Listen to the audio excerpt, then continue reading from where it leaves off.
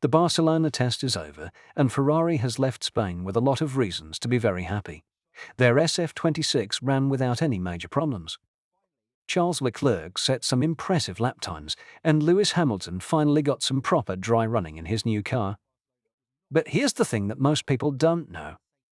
The car that we saw in Barcelona was not the real Ferrari. It was a safe version, a test version. And the actual car that Ferrari plans to race with is still being worked on back at the factory in Maranello. So what does this mean for the season ahead? Let's break it down. When Ferrari rolled out the SF-26 at Fiorano a few weeks ago, and then again in Barcelona, they were running what the team calls an A-spec car.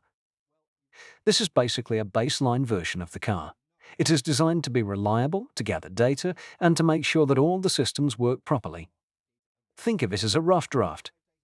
You write it to get your ideas down on paper, and you know that you are going to be making a lot of changes to the final version. That is exactly what Ferrari has done. The A-spec car was never meant to be the finished product. It was always just the starting point. And the A-spec car did a really good job. Over the 5 days of testing in Barcelona, Ferrari completed around 350 laps with the SF-26.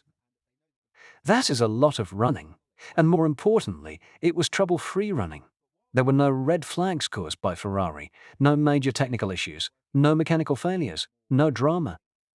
It was all pretty smooth sailing.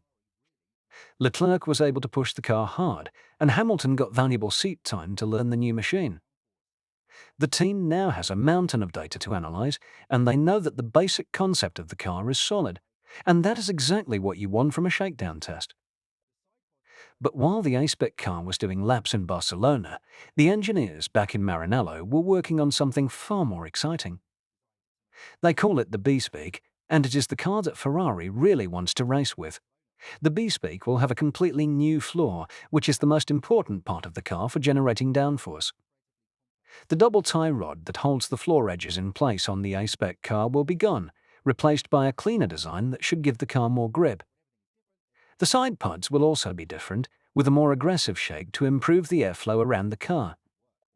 And there will be dozens of smaller changes all over the car, each one designed to make it that little bit faster.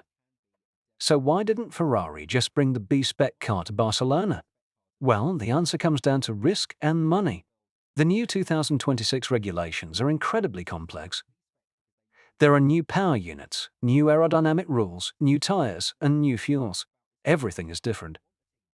And when everything is different, there is a big chance that something could go wrong. A team could spend millions on an upgrade that just doesn't work, or worse, makes the car slower. With the budget cap limiting how much teams can spend, those mistakes can be devastating. Ferrari decided to play it smart. They used the A-spec car to learn the basics, to understand the new rules, and to build a solid foundation.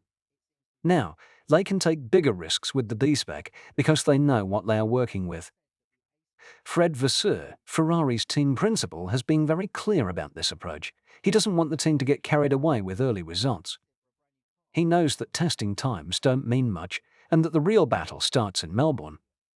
His focus is on building a car that can fight for the championship over the whole season, not just look good in January. This kind of long-term thinking is new for Ferrari. In the past, the team has often been accused of being a bit too emotional, of making decisions based on panic rather than strategy. Vasseur is trying to change that culture, and so far it seems to be working. One thing that gives Ferrari a lot of confidence is the weight of the car. They have said that the A-spec SF-26 weighs just 770 kilograms, which is only 2 kilograms above the minimum limit. That is incredibly impressive for a brand new car at the start of a new regulation cycle. Many other teams are rumored to be much heavier, which will hurt them in the races.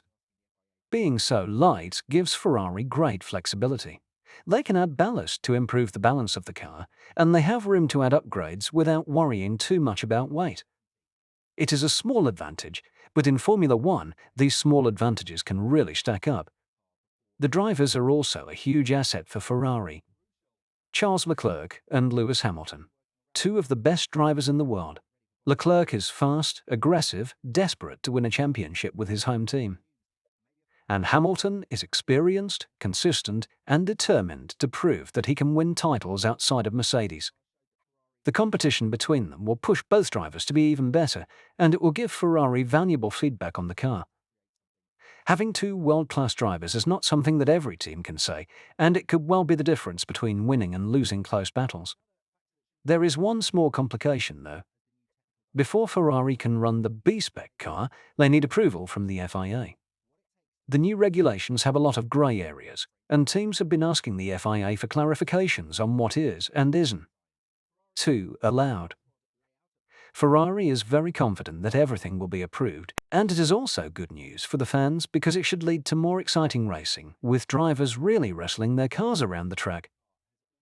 Looking ahead, the Bahrain test will be the next big moment for Ferrari.